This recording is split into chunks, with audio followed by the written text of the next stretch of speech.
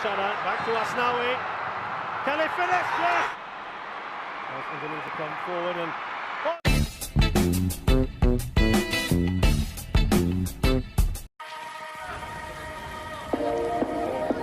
Pasca Piala AFF 2020, Shin Tae-yong diharuskan mempersiapkan timnya untuk melakoni beberapa agenda uji coba yang dijadwalkan oleh FIFA. Sedianya, agenda tersebut bakal berlangsung pada tanggal 24 Januari hingga tanggal 2 Februari tahun 2022. Jelang partai persahabatan tersebut, tim pelatih memiliki pekerjaan rumah cukup rumit, yakni mempertajam lini serang timnas Indonesia, yang terlihat tumpul sepanjang gelaran Piala AFF 2020. Hal itu bahkan disampaikan langsung oleh Shin Tae-yong pasca babak final Piala AFF 2020, melawan Thailand beberapa waktu lalu.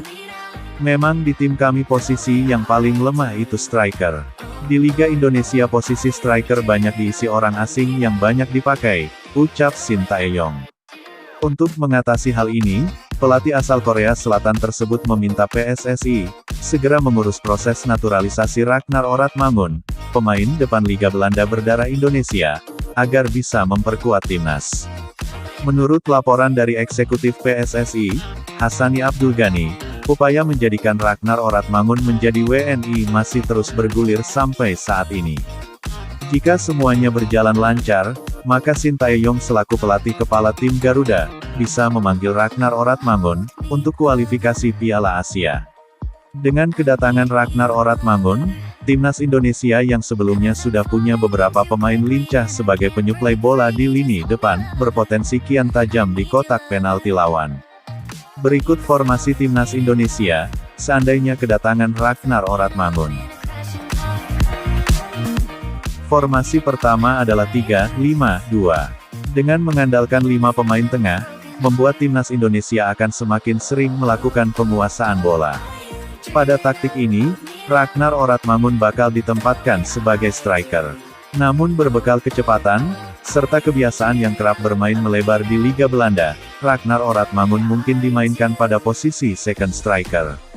Sebagai seorang second striker, Ragnar Oratmangun bisa lebih leluasa bergerak menjemput bola ke belakang. Selain itu, kemampuan melepaskan tembakan jarak jauh yang mumpuni, bakal jadi senjata rahasia timnas Indonesia saat terjadi deadlock. Berikutnya adalah taktik 4-2-3-1. Formasi yang hanya membutuhkan satu striker sehingga otomatis pos ini akan ditempati oleh Ragnar Oratmangun. Namun bisa juga Ragnar Oratmangun ditempatkan di posisi sayap, sehingga untuk ujung tombak bakal ditempati Egy Maulana Fikri atau Irfan Jaya, yang memang sering dimainkan sebagai goal getter. Meski bakal jadi striker tunggal, namun peran Ragnar Oratmangun tidak hanya mencetak gol, melainkan jadi pemantul, serta pembuka ruang agar para second line dari sisi winger, bisa masuk melakukan penetrasi. Sehingga dalam formasi 4-2-3-1 ini, posisi striker utama tidak selalu pasif di kotak penalti, melainkan bergerak aktif untuk menarik bek lawan, serta mencari posisi ideal, untuk menerima umpan-umpan silang. Terakhir adalah 4-3-3, taktik modern yang mengandalkan 3 penyerang di depan, untuk membuyarkan konsentrasi pemain bertahan lawan. Formasi ini mungkin paling cocok diterapkan timnas Indonesia usai kedatangan Ragnar Oratmangun. Bersama Egy Maulana Fikri dan Witan Sulaiman, ketiga pemain abroad Liga Eropa ini, bisa membentuk trio ujung tombak mematikan. Sama-sama mampu bermain melebar serta punya kecepatan dalam penetrasi, baik Egy Maulana, Witan Sulaiman serta Ragnar Oratmangun, bisa saling silih berganti, mengisi pos ujung tombak saat bertanding. Saat bola berada di sisi kanan, 2 pemain depan lain bisa bergerak masuk ke kotak penalti dan membentuk duo goal getter untuk menyambut umpan.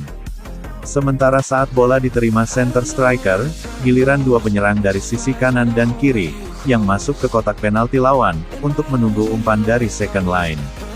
Formasi ini juga sangat cocok buat gaya main Shin Tae-yong, yang mengharuskan para pemain terus bergerak hingga mendapat ruang, untuk menciptakan peluang. Tulis komen kalian, terkait formasi apa, yang cocok untuk tim kebanggaan kita. Bravo Timnas Indonesia, bravo PSSI. with you, only